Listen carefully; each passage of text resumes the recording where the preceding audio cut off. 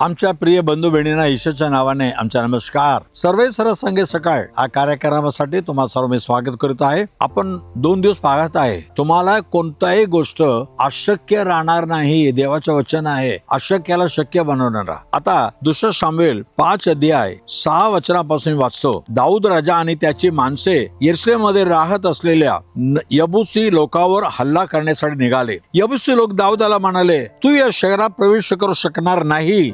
येथील आंधळे आणि लंगडेही तुम्हाला बाहेर हाकलून लावतील. त्यांना वाटले दाऊद येथे आत येऊ शकणार नाही. तरी दाऊदाने शियोन गड हस्तगत केला. हेच दाऊदाचा शहर आहे. पहा, इथे दाऊदाला म्हणतात, दाऊद एवढा मोठा राजा आहे, सेनापती, त्याला म्हणतात तू या शहरामध्ये प्रवेश करू शकत नाही. इथे आंधळे आहे, लंगडे आहे, ते तुला मना करतील, आपण सोडणार नाही. त्यानं काय वाटलं, दाऊदाला शक्य नाही या गडाला पकडण्यासाठी. पण दाऊदाने काय केलं, त्या सियोन गडाला त्याने कब्जा केला. माहित आहे का तुम्हाला, 132 स्तोत्र संगीता 13:14 मध्ये परमेश्वर म्हणतो, कोणाला माझ्यासाठी निवडलेला आहे. आणि हे सियोन गड यरूशलेम म्हणणारा या शहरामध्ये देवबापाने आपला मंदिर बांधून घेतले. देवाची योजना काय आज मनुष्याला ठाऊक नाही. मला बघून म्हणणार तू इथे जाऊ शकत नाही, हे परीक्षा जिंकू शकत नाही. पण देवाची योजना तुमच्या बदल जे आहे ना, त्याला कोणी मनुष्य रोखू शकत नाही. देवाची होती यरूशलेम नावाच्या शियोन मध्ये माझा मंदिर, मोठा मंदिर बनणार आहे. आणि तसं झालं. दुसरा इतिहास 3:1 मध्ये सालमानाद्वारा याच यरूशलेमामध्ये मोरिया डोंगरावर ते मंदिर बांधून घेतले. आज तुमच्या जीवनामध्ये लोक म्हणतात हे शक्य नाही, ते परीक्षा पास होऊ शकत नाही,